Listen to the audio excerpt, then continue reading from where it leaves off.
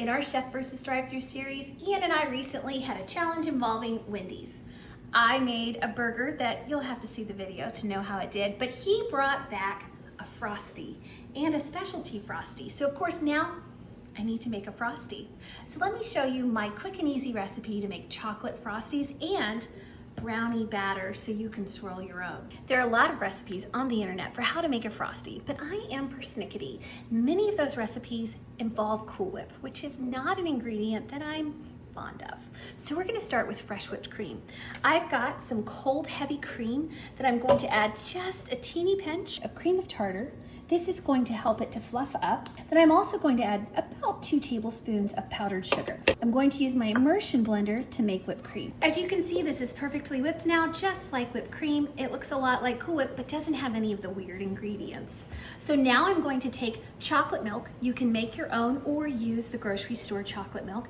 I'm using 4 cups. And to that, I'm going to add 2 tablespoons of sweetened condensed milk. Add a half cup of whole milk and whisk all of that together.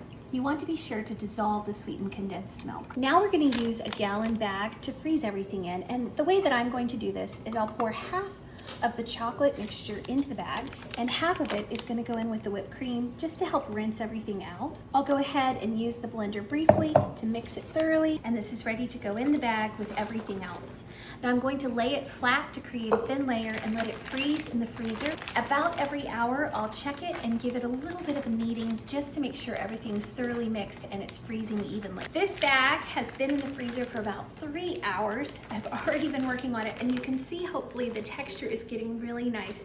It's very milkshakey, very much like a Frosty right now. 1 teaspoon of instant coffee and dissolving that in 1 teaspoon of vanilla extract. This is going to give a rich chocolatey flavor. Now I'll set this aside until I'm ready to add it to everything else. In my mixing bowl, I'll combine a half cup of cocoa powder, a half cup of granulated sugar, a dash of cinnamon, and a pinch of salt. Mix everything together. Add your vanilla and coffee mixture, as well as 3 tablespoons of milk. We'll stir all of that together and add 3 tablespoons of melted butter. I also like to add 2 tablespoons of mini chocolate chips to the brownie batter mixture. And now we have a rich brownie batter that we can swirl into our Frosty. Who needs a Frosty?